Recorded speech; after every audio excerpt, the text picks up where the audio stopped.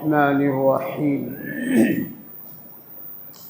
الحمد لله رب العالمين والصلاة والسلام على سيد الأنبياء والمرسلين وعلى آله وأصحابه أجمعين أما بعد وعن ابن عمر قال رسول الله صلى الله عليه وسلم ألا يستطيع أحدكم أن يقرأ 1000 آية في كل يوم قالوا ومن يستطيع أن يقرأ 1000 آية في كل يوم قال أما يستطيع أحدكم أن يقرأ ألهاكم التكاثر رواہ البخاری۔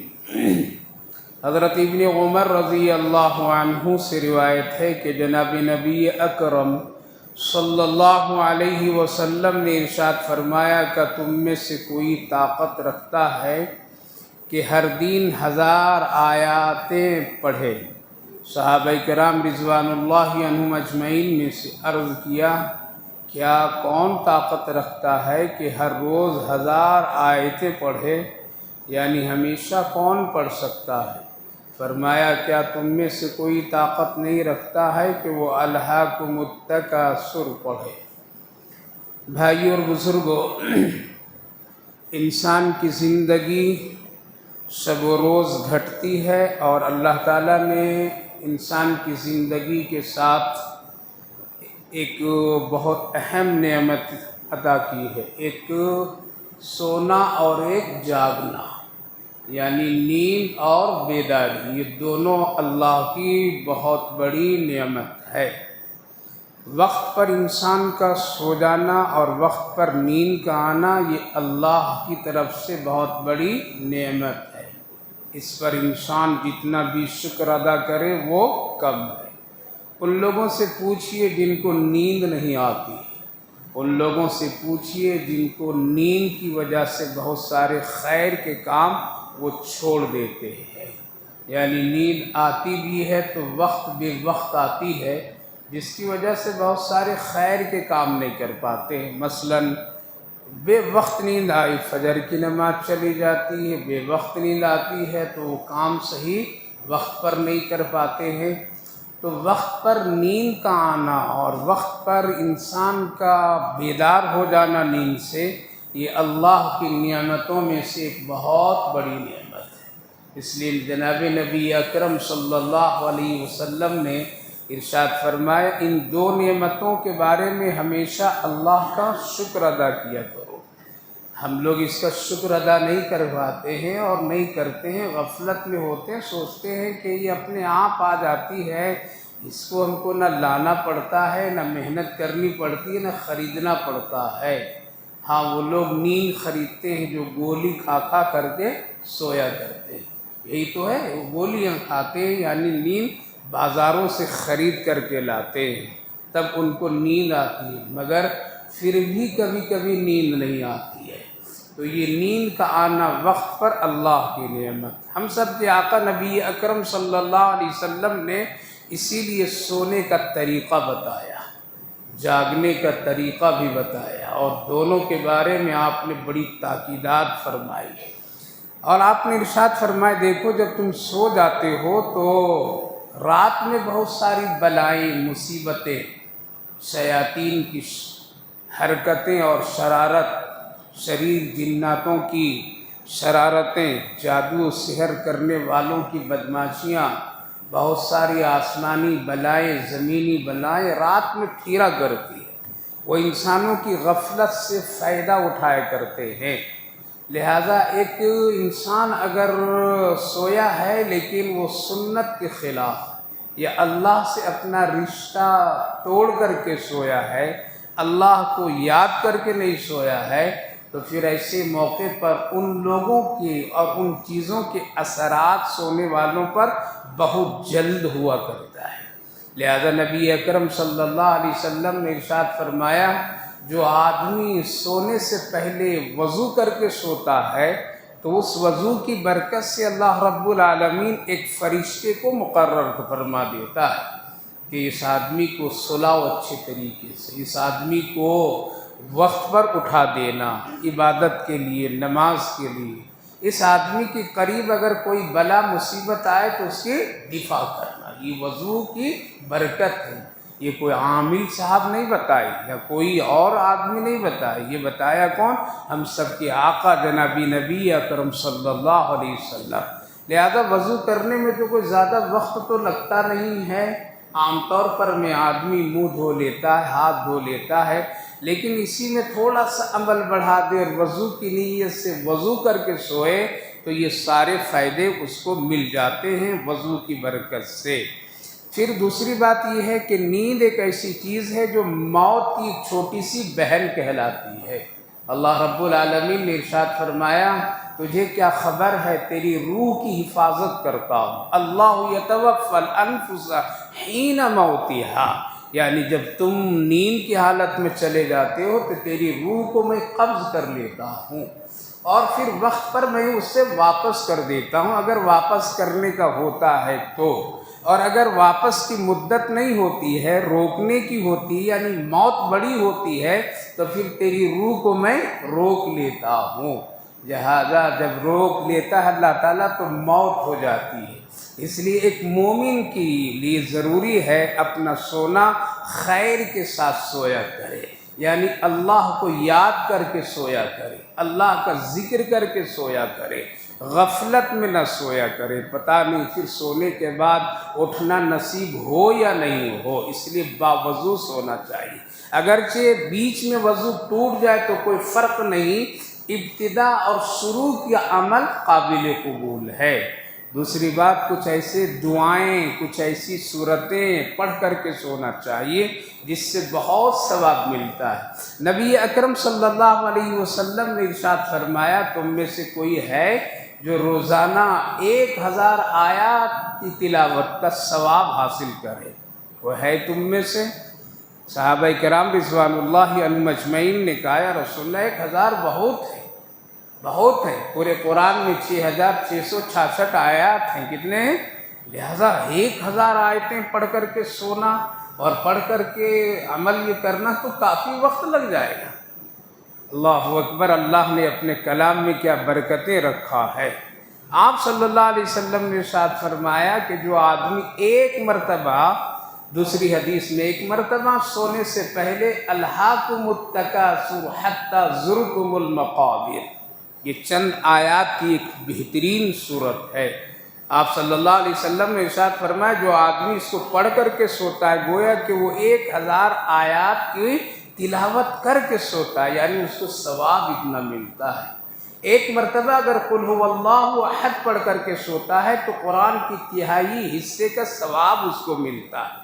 یہ چھوٹی چھوٹی صورتیں ہیں میرے بھائی بزرگوں، لہذا پڑھنا کوئی مشکل نہیں ہے۔ غور کیجئے کہ اگر خدا نخواستہ ہماری نیند اور ہمارا سونا ذکر کی حالت میں ہو تو اللہ کتنا پسند کرے گا۔ ان چھوٹی سی صورتوں کی تلاوت کر لینے میں کوئی زیادہ وقت نہیں، آپ لیٹ جائیے، لیٹ کر کے دل میں پڑھیے، اس کے لیے کوئی بڑا ہنگامہ کرنے کی ضرورت نہیں، اس کے لیے کوئی اہتمام بھی زیادہ کرنے کی ضرورت نہیں، لیٹ کر کے آپ پڑھ سکتے ہیں، بیٹھ کر کے بھی پڑھ سکتے ہیں۔ الہاکم التکاثر۔ دوسری روایت میں نبی اکرم صلی اللہ علیہ وسلم نے ارشاد فرمایا اپنے مردوں کو سورہ کوثر تکاثر کی تحفہ پیش کیا کرو، اس میں بہت ہی ثواب ہے۔ یعنی ایک مرتبہ اگر کوئی آدمی سورہ تکاثر الہاکم التکاثر حتی زرتم المقابر کہیں کسی قبرستان کے پاس کھڑے ہو کر کے اگر پڑھ دیا تو 1000 آیات کے ثواب مرحومین کو اللہ عطا فرما دیتا ہے۔ لہذا کبھی کبھی وقتاً فوقتاً اپنے مرحومین کے لیے اس سورۃ پاک کا تحفہ پیش کرنا چاہیے۔ نبی اکرم صلی اللہ علیہ وسلم نے حضرت ابو ہریرہ رضی اللہ عنہ سے پوچھا کہاں جا رہے ہو؟ کہا کہ جنت البقیع جا رہا ہوں۔ کیا کرو گے؟ کہا کہ مرحومین ساتھیوں کے لیے کچھ مغفرت کی دعائیں کر دوں۔ اللہ کے رسول صلی اللہ علیہ وسلم نے فرمایا ٹھیک ہے جاؤ اور وہاں جا کر کے الہاکم التکاثر حتی زرتم المقابر پڑھ لینا، اس سے 1000 آیات کا ثواب ان لوگوں کو پہنچ جائے گا۔ میرے بھائی بزرگوں، یہ چھوٹی چھوٹی صورتیں قرآن پاک میں اللہ نے ہم سب کے لیے بہت بڑی نعمتیں عطا کیا ہے۔ غفلت آج ہم لوگ گھنٹوں گانا سن کر کے ہم لوگ سوتے ہیں، گھنٹوں ہم لوگ کوئی ویڈیو دیکھ کر کے اور کوئی تصویر اور کھیل کود دیکھتے دیکھتے سو جاتے ہیں، اور اسی میں ہماری نیند کبھی آ جاتی ہے اور کبھی نہیں بھی آتی ہے۔ بہت ہی غفلت کی بات ہے۔ سونا ایک اللہ کی نعمت ہے، اٹھ گیا آدمی تو یہ بھی اللہ کی نعمت ہے، ورنہ کتنے سونے والے اٹھ نہیں پاتے ہیں اور کتنے اٹھنے والے چل نہیں پاتے ہیں۔ ہمارے ابھی ایک عالم دین دوست بتا رہے تھے، ابھی ایک نوجوان ہٹا کٹھا انتقال ہوا، اس کا ابھی انتقال ہوا، رات میں وہ سویا، صبح جب اس کو دیکھا گیا تو مردہ پایا گیا گھر میں۔ حالات یہ تھی کہ اس کے کان میں گانے کی آواز مرنے کے بعد بھی آ رہی تھی۔ اللہ، یہ جو موبائلوں کے سسٹم جو کانوں میں لگا کر کے آدمی سو جاتا ہے، کبھی تو کہتے ہیں کہ گانے سنے بغیر ہماری نیند نہیں آتی ہے۔ ایسے نوجوانوں نے جو اپنی غلط عادت بنا لی ہے، ایسے لوگ جو اپنے روح کو خراب کر لیے ہیں، اپنی عادتیں بگاڑ لی ہیں کہ گانے لگاتے ہیں اور اسی سنتے سنتے سو جاتے ہیں، کتنی بڑی بدنصیبی کی بات ہے۔ لہذا جب اس مردے کو دیکھا گیا اور اس کے کان سے اس کے موبائل کو سسٹم کو ہٹایا گیا تو اس وقت اس سے گانے کی آواز آ رہی تھی۔ بتلائیے کیا اس کا کلمے پر خاتمہ ہوا ہوگا؟ بظاہر تو یہی معلوم ہو رہا ہے کہ جو آدمی کی حقیقت اور جس آدمی کی شکل اور صورت اس کے یہ ہو اور فرشتہ اس حال میں اس کا روح نکالے تو کیا حال بنے گا۔ اس لیے سوئیے تو اللہ کو یاد کر کے سویا کیجیے، سوئیے تو پھر اللہ کا نام لے کر کے سویا کیجیے، سوئیے تو یہ چند صورتیں پڑھ کر کے سویا کیجیے، بہت ساری بلاؤں سے بچیں گے، بہت سارے سحر اور جادو سے بچیں گے، بہت سارے شیطان کے فتنوں سے بچیں گے۔ اللہ ایک محافظ فرشتے کو لگا دیتا ہے۔ تو اللہ کے رسول صلی اللہ علیہ وسلم نے فرمایا، حضرت ابن عمر جو حضرت عمر رضی اللہ عنہ کے بیٹے ہیں ان سے کہ کیا ہے تم میں سے کسی میں یہ استطاعت؟ بعض روایتوں میں کہ آپ نے عشاء کی نماز ادا فرمائی اور جب صحابہ جانے لگے تو آپ نے روکا لوگوں کو، اے لوگوں آج رات کے لیے تم کو ایک تحفہ میں دے رہا ہوں۔ کس نے فرمایا؟ نبی اکرم صلی اللہ علیہ وسلم۔ سارے صحابہ جانے والے رک گئے، کون سا اور کون سی چیز عطا فرمائیں گے اللہ کے رسول، کیا تحفہ دیں گے؟ آپ نے فرمایا کہ اگر تم الہاکم التکاثر حتی زرتم المقابر پڑھ لو تو تمہارے لیے رات میں 1000 آیات کی ثواب تجھے مل جائے گا۔ لہذا یہ بہت بڑی نعمت ہے کہ اللہ نے ہم سب کو چھوٹی چھوٹی صورتوں پر اتنی بڑی بڑی نعمتیں، اس کی قدر کیجیے، اپنے گناہوں کی بخشش کیجیے اور اپنے نیکیوں کو جمع کیجیے۔ نیکی جب جمع ہو جائے تو پھر اس کی حفاظت کیجیے۔ اس لیے اللہ کے رسول صلی اللہ علیہ وسلم نے فرمایا کہ یہ تو طاقت ہے کہ یہ سورت پڑھو۔ دوسری ایک روایت میں اللہ کے رسول صلی اللہ علیہ وسلم نے ارشاد فرمایا، جس کی روایت حضرت سعید رضی اللہ عنہ کرتے ہیں، آپ نے فرمایا جناب نبی اکرم صلی اللہ علیہ وسلم نے ارشاد فرمایا، جو شخص قل هو اللہ احد 10 مرتبہ پڑھتا ہے، کتنی مرتبہ؟ بڑی صورت نہیں ہے، قرآن کی سب سے چھوٹی صورتوں میں شمار کی جاتی ہے، 10 مرتبہ پڑھتا ہے، اس کے لیے بہشت میں اللہ ایک محل بناتا ہے۔ قرآن کریم میں سب سے بابرکت صورت چھوٹی صورتوں میں قل هو اللہ احد ہے۔ کیوں؟ اس لیے کہ قل هو اللہ احد میں اللہ کا تعارف ہے۔ حسب و نسب کے بارے میں جب لوگوں نے پوچھا تھا، اے محمد صلی اللہ علیہ وسلم اللہ کیا ہے، کون ہے، کس کے بیٹے ہیں، کیا ہے، تو اللہ تعالیٰ نے قل هو اللہ احد اللہ الصمد کو نازل فرمایا۔ اس صورت پاک کی یہی فضیلت ہے کہ 10 مرتبہ اگر کوئی پڑھا تو اس کے لیے اللہ جنت میں ایک محل بنا دیتا ہے۔ آپ اور ہم اور بعض لوگ کم ظرف کے لوگ یہ سمجھتے ہیں، ارے یہ چھوٹی چھوٹی نیکیوں میں، چھوٹی چھوٹی صورتوں میں اتنا بڑا بڑا کام اگر ہو جاتا ہے تو پھر بڑی نیکی کرنے کی کیا ضرورت؟ میرے بھائیوں بزرگوں، ہم سب گناہوں کی زندگی لے کر کے چلتے ہیں۔ جہاں نیکیوں میں اتنا بڑا اجر ملتا ہے وہاں کسی گناہ پر بھی بہت بڑا سزا کے مستحق بھی بنتے ہیں۔ اسی لیے ان نیکیوں پر اگر ثواب اللہ دے دے تو کوئی اللہ کو روک نہیں سکتا ہے، وہ مالک مختار ہے۔ اسی لیے نبی اکرم صلی اللہ علیہ وسلم فرمائے جو آدمی سورہ قل هو اللہ احد پڑھتا ہے 10 مرتبہ، جنت میں اس کے لیے ایک محل۔ آپ نے ارشاد فرمایا جو شخص اس کو 30 بار پڑھے اس کے لیے اس کے پڑھنے کی وجہ سے اللہ 3 محل اس کے لیے تیار کریں گے جنت میں۔ ظاہر ہے کہ خود نبی اکرم صلی اللہ علیہ وسلم نے ارشاد فرمایا، اور یہ حدیثیں کوئی کمزور نہیں ہیں، ان حدیثوں کو کوئی ایسے ویسے محدثین نے بیان نہیں فرمایا ہے، اس لیے یقین کے درجے میں ہے۔ اس لیے اپنا سونا اپنا جاگنا یہ دونوں کیا ہے؟ اللہ کی نعمت ہے، اس پر شکر ادا کیجیے۔ آپ اٹھیے، اٹھنے کے بعد میں اٹھنے کی دعا پڑھیے۔ دعا معلوم ہے اٹھنے کے بعد کی؟ اللہم لکا صمت و بکا آمنت، افطار کی دعا پڑھ لیں گے۔ الحمدللہ الذی، سونے سے پہلے کی دعا اللہم بسمک اموت و احیا۔ اے اللہ، اس کے ظاہری الفاظ کی اگر ترجمہ کریں گے تو کیا ترجمہ معلوم؟ اے اللہ تیرے نام سے مر رہا ہوں اور تیرے ہی نام سے زندہ ہوں گا۔ اموت موت، لیکن اس کا ترجمہ یہ کیا گیا ہے اللہ میں تیرے نام سے سونے جا رہا ہوں، اللہ تیرے ہی نام سے میں اٹھوں گا۔